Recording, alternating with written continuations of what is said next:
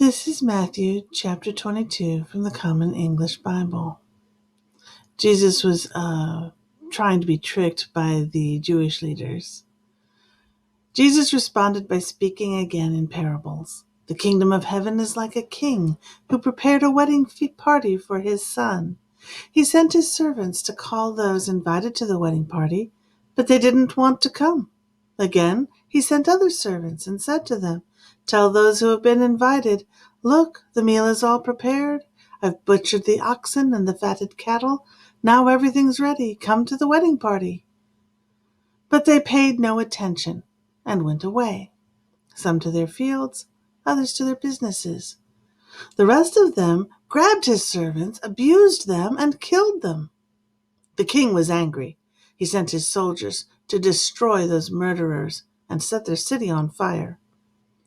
Then he said to his servants, "The wedding party is prepared, but those who were invited weren't worthy.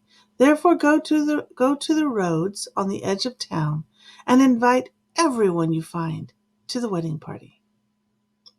Then those servants went to the roads and gathered everyone they found, both evil and good. The wedding party was full of guests. Now when the king came in and saw the guests, he spotted a man who wasn't wearing wedding clothes. He said to him, "Friend, how did you get in here without wedding clothes?" But he was speechless. Then the king said to his servants, "Tie his hands and feet and throw him out into the farthest darkness. People there will be weeping and grinding their teeth. Many people are invited, but few people are chosen." Verse 15. Then the Pharisees met together to find a way to trap Jesus in his words. They sent their disciples, along with the supporters of Herod, to him. "Teacher," they said, "we know that you are genuine and that you teach God's way as it really is. We know that you are not swayed by people's opinions because you don't show favoritism. So tell us what you think. Does the law allow people to pay taxes to Caesar or not?" Knowing their evil motives, Jesus replied, "Why do you test me, you hypocrites? Show me the coin used to pay the tax." And they brought him a denarius. "Whose image and inscription is this?" he asked. "Caesar's," they replied. Then he said, "Give to Caesar what belongs to Caesar, and to God what belongs to God." When they heard this, they were astonished, and they departed. Verse 23. That same day, Sadducees, who deny that there is a resurrection, came to Jesus. They asked, "Teacher, Moses said if a man who doesn't have children dies, his brother must marry his wife and produce children for his brother. Now, there were 7 brothers among us. The first one married, then died. Because he had no children, he left his widow to his brother. The same thing happened with the second brother and the third, and in fact with all 7 brothers. Finally, the woman died. At the resurrection, which of the 7 brothers will be her husband? They were all married to her."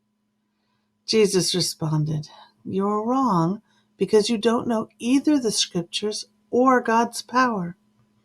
At the resurrection, people won't marry, nor will they be given in marriage. Instead, they will be like angels from God. As for the resurrection of the dead, haven't you read what God told you? I'm the God of Abraham, the God of Isaac, and the God of Jacob. He isn't the God of the dead, but of the living." Now when the crowd heard this, they were astonished at his teachings.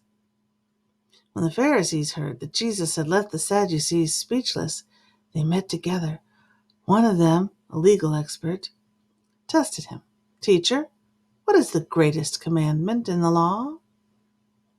He replied, "You must love the Lord your God with all your heart, with all your being, and with all your mind. This is the first and greatest commandment. And the second is like it. You must love your neighbor as you love yourself. All of the law and the prophets depend on these 2 commands." Verse 41. Now as the Pharisees were gathering, Jesus asked them, "What do you think about the Christ? Whose son is he?" "David's son," they replied. He said, "Then how is it that David, inspired by the Holy Spirit, called him Lord, when he said, 'The Lord said to my Lord, sit at my right side until I turn your enemies into your footstool'? If David calls him Lord, how can he be David's son?" Nobody was able to answer him, and from that day forward, nobody dared to ask him anything.